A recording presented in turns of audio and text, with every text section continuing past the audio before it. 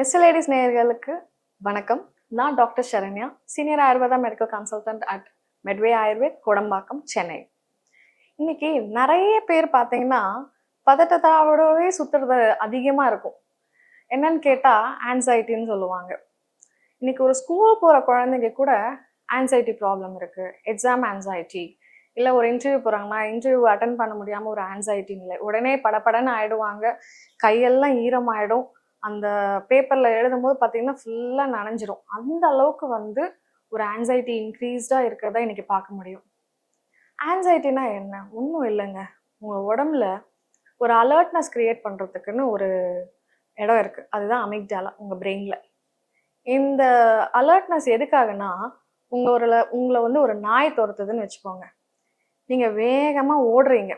எதுக்கு ஓடுறீங்க? நீங்க உயிருக்கே ஆபத்து, இந்த நாய் நம்மளை கடிச்சிருமோ, இல்லை நம்மளை அட்டாக் பண்ணிடுமோ அப்படின்னு ஒரு பயம் நீங்க ஓட ஆரம்பிக்கிறீங்க. இந்த அமிக்டாலா அந்த அலர்ட்னஸை கிரியேட் பண்ண உடனே பக்கத்துல இருக்கக்கூடிய ஹைப்போதாலமஸை ஆன் பண்ணி விட்டு உங்களோட அட்ரினல், அதாவது வேகமா ஓடுறதுக்கான செக்ரீஷன்ஸை சுரக்க ஆரம்பிக்கும். உடனே நீங்க தசைகளுக்கும் உங்களோட பிளட் சர்க்குலேஷன்ஸ் இம்ப்ரூவ் ஆன உடனே நீங்க வேகமா ஓடுவீங்க. இது ஒரு ஆபத்தான நிலையில வரும்போது நடக்கும்போது உயிரை காப்பாற்றுறதுக்கு ஒரு ஆக்ஷன் நடக்குது. பட் நார்மலா எவ்ரிடே சும்மா இருக்கும் போதே பார்த்தீங்கன்னா இந்த அமிக்டாலா ஏதோ பிரச்சனை நினைச்சிட்டு அது ஆக்டிவாவே இருக்கும். சும்மா இல்லாம அந்த ஹைப்போதாலமஸையும் எழுப்பி விட்டுரும். நீ என்ன எவ்வளோ பிரச்சனை நடக்குது, நீங்க என்ன அமைதியா இருக்கீங்கன்னு சொல்லி உங்க அட்ரினலும் சுரக்க ஆரம்பிச்சிடும். அப்ப சும்மா தூங்கிட்டு இருந்த சிங்கத்தை தட்டி எழுப்பினது யாரு? வேற யாரும் இல்லைங்க, நீங்க தாங்க. ஒன்றும் இல்லை, ஒன்றும் இல்லாத பிரச்சனைய 10 முறை யோசிக்கிறது. சின்ன சின்ன ஸ்ட்ரெஸ்ன்னு தான் நம்ம நினைப்போம். ஆனா அது நாளடைவில் பிரெயின் பெரிய பிரச்சனையா பார்க்க ஆரம்பிக்கும். அப்போ ஒரு ஆபத்தான சுச்சுவேஷன் நடக்க வேண்டிய ஒரு ப்ராசஸை எவ்ரிடே நடக்க ஆரம்பிக்கும். அப்போ உடம்புல பல விதமான பிரச்சனைகள் ஏற்படும். ஸ்ட்ரெஸ்ன்றது வெறும் ஒரு எண்ண ஓட்டங்கள் அதிகமாக யோசிக்கிறதோ அப்படி கிடையாது. இந்த ஆன்சைட்டி இருக்கவங்களெல்லாம் பார்த்தீங்கன்னா ஒன்றுமே இல்லை, போயிட்டு நான் மெசேஜ் அனுப்புகிறேன் அப்படின்னு சொல்லுவாங்க. அந்த மெசேஜ் வரதுக்கு ஒரு மணி நேரம் டிலே ஆயிடுச்சுன்னா போதும், உடனே ஐயோ மெசேஜ் வரலையே, என்ன ஆச்சோ தெரியலையே, போனாங்களா இல்லையான்னு தெரியலையேன்னு 10 வாட்டி யோசிப்பாங்க. போனவங்களுக்கு ஒன்றும் பிரச்சனை இல்லை, இங்கே இருக்கிறவங்களுக்கு தான் 10,000 பிரச்சனை வந்த மாதிரி யோசிக்க ஆரம்பிச்சிடுவாங்க. ஒன்றும் சின்னதாக ஒரு பிரச்சனை, நான் ஒரு தப்பு பண்ணியிருப்பாங்க, உடனே ஏதோ கொலை பண்ண ரேஞ்சுக்கு ஐயோ நான் தப்பு பண்ணிட்டேனே, நான் இப்படி பண்ணிட்டேனே ரிப்பீட்டடா அவங்கள கஷ்டப்படுத்திக்கக்கூடிய ஒரு நிலைமைக்கு போறது. சின்ன சின்ன பிரச்சனைக்கு ரொம்ப கோவப்படுறது, எல்லாத்துக்கும் எதுக்கு நம்ம கோவப்படுறோன்ற ஒரு அர்த்தமே இல்லாத அளவுக்கு டென்ஷன் ஆகக்கூடிய ஒரு நிலைமை.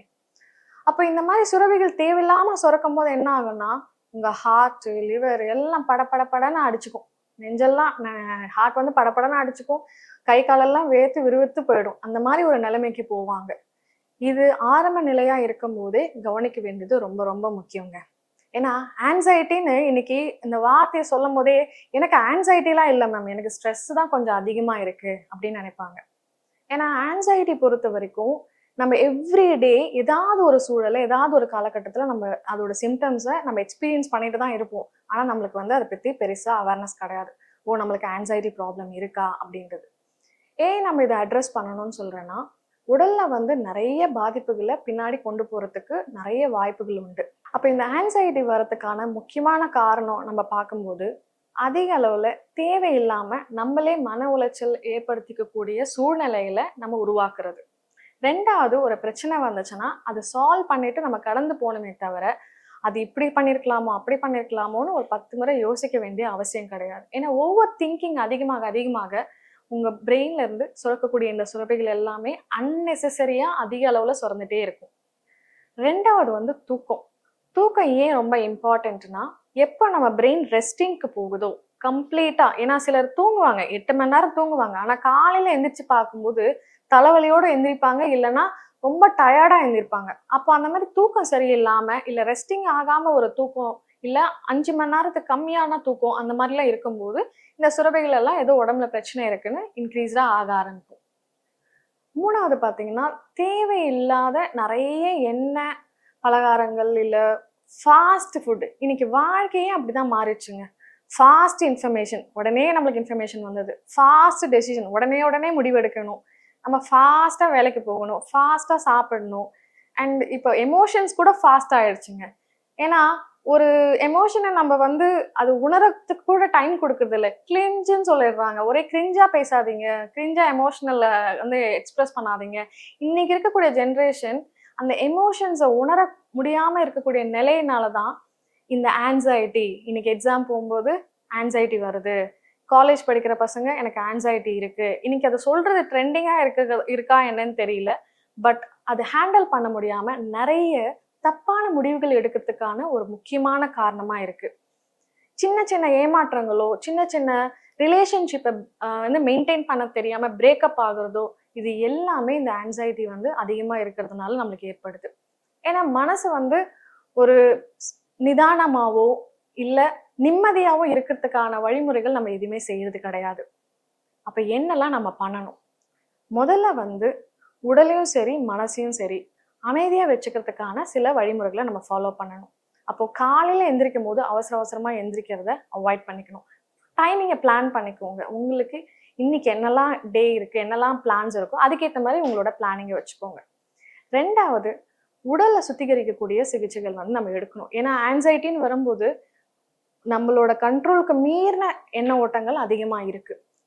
ஸோ அப்போ அதை குறைக்கிறதுக்கு சில உடலை சுத்திகரிக்கக்கூடிய சிகிச்சைகள் கொடுக்கறது, சில தக்கரதாரான்னு சொல்லுவோம். நம்ம வந்து பஞ்சகர்மா ட்ரீட்மெண்ட்ஸில் நரம்பு மண்டலத்தை பாதிப்படையாமல் இருக்கிறதுக்கு முதல்ல ப்ரிவெண்ட் பண்ணுறதுக்கு இந்த மாதிரியான தக்கரதாரான்னு சொல்லக்கூடிய தாரா ஒன்றும் இல்லை, நம்மளோட ஃபோர்ஹெட்டில் கண்டினியூஸாக ஒரு ஆயிலோ இல்லை கஷாயமோ இல்லைன்னா மெடிக்கேட்டட் பட்டர் மில்க் இந்த மாதிரிலாம் போர் பண்ணக்கூடிய ஒரு ப்ரொசீஜர்ஸ்.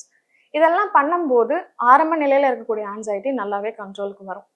இந்த ட்ரீட்மெண்ட்ஸை தாண்டி நம்ம உணவு பழக்கம், நம்மளோட மனப்பயிற்சி, அதாவது மெடிடேஷன்ஸ், ப்ரீத்திங் எக்ஸசைஸ் இதெல்லாம் ஃபாலோ பண்ணும்போது ஸோ அதிக அளவில் இருக்கக்கூடிய நரம்புகளோட ஃபங்க்ஷன்ஸ், அதாவது நர்வஸ் சிஸ்டம் வந்து ரொம்ப அஜிடேட் ஸ்டேட்டுக்கு போயிடும். ஸோ அதெல்லாம் குறைக்கிறதுக்கு இது எல்லாமே ஹெல்ப் பண்ணும். உணவில் பார்த்தீங்கன்னா நட்ஸு, ட்ரை ஃப்ரூட்ஸு, பால், நீர், மோர், நெய் இதெல்லாம் உங்களோட ஃபுட்டில் வந்து இன்க்ரீஸ் பண்ண முடியுமான்னு பாருங்கள். செகண்டு, உங்களோட பசி எப்படி இருக்குன்னு பாருங்கள். ஏன்னா உங்கள் கட்டில் இருந்து தான் 90% செரோட்டோனின் வந்து செக்ரீட் ஆகுது. என்னன்னு கேட்குறீங்களா? ஒன்றும் இல்லைங்க, நீங்கள் ஜாலியாக சந்தோஷமாக இருக்கீங்கல்ல, அதை சுரக்கக்கூடிய ஹார்மோன். நம்மளை எப்பவுமே வந்து ஹாப்பியாக வச்சுக்கக்கூடிய ஒரு ஹார்மோன் அது. அது எப்போ ஹெல்த்தியாக சுரக்கும்னா உங்கள் வயிறு பகுதியில் எந்த ஒரு பிரச்சனையும் இல்லாமல் இருக்கும்போது. நிறைய பேர் நீங்கள் பார்த்தீங்கன்னா தெரியும், யாருக்கெல்லாம் வயிறு சார்ந்த பிரச்சனை இருக்கோ எப்பயுமே எதையோ பயங்கர ஒரு கோவத்தோடவே தான் சுத்துவாங்க, இரிட்டேட்டடா ஆவாங்க. என்னங்கன்னு கேட்டா என்ன என்ன அப்படின்ற மாதிரி கேட்பாங்க. எதுக்கு இருந்தாலும் எடுத்து விழுவாங்க.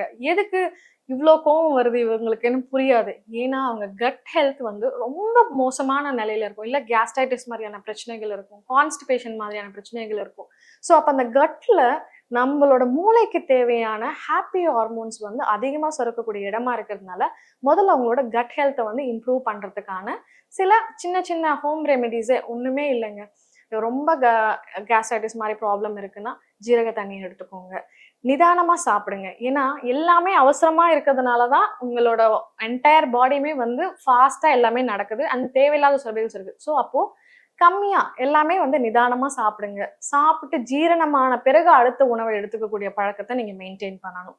ஸோ அந்த மாதிரி உணவு பழக்கங்கள் வரும்போது ஹெல்தியான டயட் எவ்வளோக்கு இம்பார்ட்டனோ அதே மாதிரி நிறுத்தி நிதானமாக சாப்பிட வேண்டியது முக்கியம். ஜீரணமான அதுக்கப்புறமா தான் அடுத்த உணவு எடுத்துக்க வேண்டியது முக்கியம். ஏன்னா சிலருக்கு நைட்டு பசிக்கல அப்படின்னா, ஆனால் அப்போ உட்காந்து பிரியாணி வாங்கிட்டு வந்துச்சு வலுக்கட்டாயமாக சாப்பிட வேண்டிய ஒரு அவசியம் இருக்கு? தேவையே இல்லை. பசிக்கலன்னா பசிக்கல, சிம்பிளாக ஏதாவது ஒரு கிளாஸ் பாலோ இல்லை ஒரு பழமோ சாப்பிட்டு தாராளமாக தூங்கலாம். ஸோ கம்பல்ஷன்னாலேயோ இல்லை மற்றவங்க சொல்கிறாங்கன்றதுனாலையோ உங்கள் உணவு பழக்கத்தை நீங்கள் மாற்றிக்காதீங்க. Next sleep. நான் சொன்ன மாதிரி 8 மணி நேரம் தூக்கம் ரொம்ப இம்பார்ட்டன்ட். அதுவும் 10:30 மணிக்கு தூங்க வேண்டியது ரொம்ப இம்பார்ட்டன்ட். அப்போதான் வந்து உங்கள் உடம்பு காம் ஆகும், முக்கியமாக நரம்பு மண்டலம். ஏன் ஆன்சைட்டியை வந்து நம்ம முதல்லயே அட்ரஸ் பண்ணணும், இவ்வளோ விஷயங்கள் நம்ம ஏன் ஃபாலோ பண்ணணும் அப்படின்னா ஒன்றே ஒன்று தாங்க, சிம்பிள்.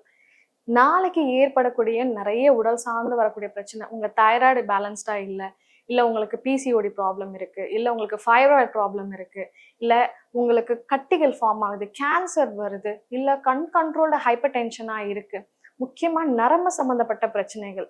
நிறைய பேருக்கு பார்த்தீங்கன்னா இந்த பார்க்கின்சன் சொல்லக்கூடிய நரம்பு தளர்ச்சி சம்மந்தப்பட்ட பிரச்சனைகள். நான் இன்னைக்கு சொல்கிறேங்க, யாரெல்லாம் வந்து இந்த கோவத்தோடவே சுற்றிட்டு இருக்காங்க, இந்த ஆன்சைட்டி அட்ரஸ் பண்ணாமையே சுற்றிட்டு இருக்காங்களோ அவங்களுக்கெல்லாம் நரம்பு தளர்ச்சி சம்மந்தப்பட்ட நோய் வரத்துக்கு நிறைய வாய்ப்பு உண்டு. செகண்டு, கன்வின்ஸே ஆக மாட்டாங்க இவங்கெல்லாம். எல்லாத்துலயும் சொன்னது சொன்னபடிதான் இருக்கணும் அப்படின்ற ஒரு பிடிவாதத்தோடவே சுத்துவாங்க. அப்ப என்ன ஆகும்னா, அவங்க உடல் வந்து அந்த கன்வின்ஸ் ஆகல, அவங்க ஃபாலோ பண்ணல அப்படின்ற அந்த விஷயம் வந்து அவங்க ரொம்ப ஆழமா பாதிக்கும். ஸோ அதெல்லாம் காம்ப்ரமைஸ் பண்ணுங்க. உங்களோட தேவைக்கு என்னவோ நீங்க அதை ஃபாலோ பண்ணிட்டு நீங்க ஈஸியா கடந்து போகலாம். பட் மற்றவங்க அதை ஃபாலோ பண்ணணுன்ற எதிர்பார்ப்பை குறைக்க ஆரம்பிக்கணும். ஸோ இந்த மாதிரி நரம்பு சம்மந்தப்பட்ட பிரச்சனைகளை அவாய்ட் பண்ணிக்கலாம். ஸ்ட்ரோக் வர்றதும் இல்லைன்னா மூளையில ஏதாவது பாதிப்பு ஏற்படுறதும், இந்த மாதிரி விஷயங்கள் எல்லாமே ஆன்சைட்டி லெவலாக இருக்கும்போதே அதை அட்ரஸ் பண்ணி குறைச்சி மெயின்டைன் பண்ணுறது ரொம்ப ரொம்ப அவசியங்க. ஸோ நம்மளுக்கு நரம்புகளை பலப்படுத்தக்கூடிய ட்ரீட்மெண்ட்ஸ் நம்ம மெட்வே ஆயுர்வேதில் பார்த்தீங்கன்னா ஆயுர் சௌக்கிய சிகிச்சா அப்படின்னு சொல்லக்கூடிய நரம்பு மண்டலத்தை பலப்படுத்தக்கூடிய ஒரு 7 நாட்கள் வந்து எண்ணெய்கள் வச்சோம், தாராகள் கொடுக்கறதும் அண்ட் நசீம் கொடுக்கறது, முக்கியமாக வந்து மூக்கில் விடக்கூடிய சொட்டு மருந்துகள், இதை தினசரி எடுக்கலாங்க. ஒண்ணுமே இல்லைனாலும் வீட்டில் நல்லெண்ணெய் இருக்கா, அதை எடுத்து 2 சொட்டு விட்டு கொஞ்ச நேரம் கழிச்சு பார்த்தீங்கன்னா தொண்டைக்குள்ள வந்து அந்த எண்ணெய் வர மாதிரி இருக்கும். இல்லை சளி ஏதாவது இருந்தால் வர மாதிரி இருக்கும். அது நீங்கள் துப்பிட்டு கொஞ்சம் சுடு தண்ணி வச்சு நல்லா காகிள் பண்ணி துப்பிட்டு அதுக்கப்புறம் உங்களோட டேவோட ஸ்டார்டிங் ஃபுட்டை நீங்கள் எடுத்துக்கலாம். இல்லை அப்படின்னா ஏதாவது ஒரு ஆயுர்வேதிக் ஷாப்ஸ்ல இல்லை ஆன்லைனில் கூட கிடைக்கும் அணுத்தைலம். இந்த அணுத்தைலத்தை வந்து 2 drops நீங்கள் அதே மாதிரி நான் சொன்ன மாதிரியே பண்ணிகிட்டே வரலாம். ஸோ தினசரி இந்த நசியம் தொடர்ந்து பண்ணீங்கன்னா 1 monthலேயே உங்களுக்கு அந்த ஆன்சைட்டி லெவல் குறையிறது நல்லாவே இருக்கும். நிறைய பேருக்கு இந்த மைக்ரைன் ஒற்றை தலைவலி வருதுன்னு சொல்லுவாங்க. யாருக்கெல்லாம் அந்த ஒற்றை தலைவலி இருக்கோ ஆன்சைட்டி கண்டிப்பாக அவங்களுக்கு அதிகமாக இருக்குங்க. இரிட்டேஷன் வந்து ரொம்ப அதிகமாக இருக்கும். நம்ம நினச்சிப்போம் ஹார்மோன் குறைபாடு இது அதுன்னுட்டு. பட் உடம்புல அஜிடேஷன் ஸ்டேட் அதிகமாகுதுன்னா ஒன்று உங்கள் கட் ப்ராப்ளமாக இருக்கணும். அப்படி இல்லைன்னா நம்மளோட பிரெயின் ஓவர் திங்கிங்கில் அதிகமாக பிரச்சனையில் இருக்குன்னு அர்த்தம். ஸோ இதை அட்ரஸ் பண்ண வேண்டியது ரொம்பவே இம்பார்ட்டன்ட். இவங்களுக்கெல்லாம் வந்து மனப்பயிற்சி நான் சொல்லிடலாம் மெடிடேஷன் பண்ணுங்க அப்படின்ட்டு. ஆனால் மெடிடேஷன் பண்ணுறதுக்குள்ள அவங்க படாத பாடுபட்டுடுவாங்க. ஏன்னா தாட்ஸ் வந்துட்டே இருக்கும். அவங்களால வந்து பீஸ்ஃபுல்லாக மெடிடேட் பண்ணவே முடியாது. அதனால இவங்களுக்கு உடல் பயிற்சி ரொம்பவே முக்கியம். ஸோ ஏதாவது ஃபிசிக்கலாக ஆக்டிவேட் பண்ணுற மாதிரியான நடைப்பயிற்சியோ இல்லை ஏதாவது ஒரு கேம்ஸ் விளையாடுறதோ, ஷட்டில் விளையாடுறதோ, ஏதாவது ஒரு ஆக்டிவிட்டி, அப்படி இல்லைன்னா அவங்கள என்கேஜ் பண்ணுற மாதிரியான ஒரு டிராயிங்கோ, பெயிண்டிங்கோ, இல்லை சிங்கிங்கோ, வாட்எவர் உங்கள் மனசுக்கு எது பிடிக்குமோ அது நீங்கள் செய்யுங்க. ஏன்னா வலுக்கட்டாயமாக உங்கள் ஆன்சைட்டியை குறைக்கணும்னு நீங்கள் ஒரு முயற்சி பண்ணீங்கன்னா அந்த ஆன்சைட்டி டபுள் ஆகிடும். அப்புறம் அதை குறைக்கிறது ரொம்பவே கஷ்டப்படுவீங்க நீங்கள். இதெல்லாம் தாண்டி ஆயுர்வேதத்தில் நிறைய மூலிகைகள் இருக்குது. அஸ்வகந்தா, தண்ணீர் விட்டான் கிழங்குன்னு சொல்லக்கூடிய சதாவரி, இதெல்லாம் பவுடர் ஃபார்மில் கிடைக்கும். ஸோ ரொம்ப ஆன்சைட்டி அதிகமாக இருக்குது அப்படின்னும் போது உங்கள் வயிறை செக் பண்ணிவிட்டு இந்த மாதிரி பொடிகள்லாம் வந்து பாலில் மிக்ஸ் பண்ணி காலையில் நைட்டு அந்த மாதிரி எடுத்துக்கலாம். இல்லை மினிமலில் தான் இருக்குது, ரொம்ப இரிட்டேஷன்ஸ் அதிகமாக இல்லை அப்படின்னா துளசி இலை ஒரு டீ மாதிரி ப்ரிப்பேர் பண்ணி நீங்கள் அதுவும் எடுத்துக்கலாம். கூட வந்து கொத்தமல்லி எல்லாம் போட்டு ஒரு டீ மாதிரி ப்ரிப்பேர் பண்ணியும் சாப்பிட்லாம், இஞ்சியும் ஆட் பண்ணியும் சாப்பிட்லாம் நீங்கள். ஸோ இந்த மாதிரி சின்ன சின்ன விஷயங்கள் நம்ம வந்து டே டு டே லைஃப்பில் நிதானமாக இருந்துச்சு, நிதானமாக சாப்பிட்டு டேயை வந்து என்ஜாய் பண்ணி ஒர்க் பண்ணி எண்டிங் ஈவினிங் வரும்போது காம் பண்ணக்கூடிய ஆக்டிவிட்டீஸ். இந்த டீ காஃபிலாம் ஈவினிங் 4 மணிக்கு மேலே அவாய்ட் பண்ணிட்டு இந்த மாதிரி டீஸை கொஞ்சம் இன்க்ளூட் பண்ணிட்டு சூப் குடிக்கிறது, காலில் எண்ணெய் தேய்ச்சிட்டு அப்புறம் தூங்குறது, இல்லை லூக்கு வார்ம் வாட்டரில் குளிக்கிறது, இந்த மாதிரி விஷயங்கள் எல்லாம் பண்ணும்போது நரம்புகளில் வாதத்தை வந்து அதிகமாகாமல் கண்ட்ரோல் பண்ணி உங்களை காமாக வச்சுக்கிறதுக்கு பெரிய அளவில் உதவி செய்யும். இப்போ தூங்க போகும்போது முதல்ல முக்கியமாக பண்ண வேண்டிய வேலை, எவன் என்ன திட்டினாலும் என்ன பேசினாலும் அதெல்லாம் குப்பையில் போட்டுட்டு நிம்மதியாக போய் தூங்குறதுக்கு வழியை பாருங்கள். ஏன்னா எப்போ நீங்கள் இந்த ஆக்டிவிட்டீஸை சேஞ்ச் பண்ணுறீங்களோ உங்களோட ஆன்சைட்டி லெவல் நல்லாவே குறையும். நம்ம ஆயுர்வேத ட்ரீட்மெண்ட்ஸ் எல்லாம் எடுக்கும்போது நம்ம அதுதான் பண்ணுறது. இதுதான் நான் ட்ரக் தெரப்பின்னு சொல்லுவோம். அதாவது மருந்துகள் இல்லாமல் வெளிப்புறமாக பண்ணக்கூடிய தெரப்பிகள் பண்ணும்போது ரொம்ப ஃபாஸ்ட்டாக வேலை செய்யக்கூடிய இந்த நரம்பு மண்டலத்தை காம் பண்ணி அந்த ஸ்ட்ரெஸ்ஸை திரும்ப திரும்ப அந்த செக்ரீஷன் லூப் நடந்துகிட்டே இருக்கும், அதை பிரேக் பண்ணி ரிலாக்ஸ் பண்ணுறதுக்கு பெரிய அளவில் உதவி செய்யும். ஸோ ட்ரீட்மெண்ட்ஸும் சரி இல்லை இந்த லைஃப் ஸ்டைல் சேஞ்சஸும் சரி கண்டினியூஸாக நீங்கள் ஃபாலோ பண்ணும்போது ஆன்சைட்டி மேலான பிரச்சனை இருந்து ஈஸியாக வெளியில் வரலாம். நன்றி.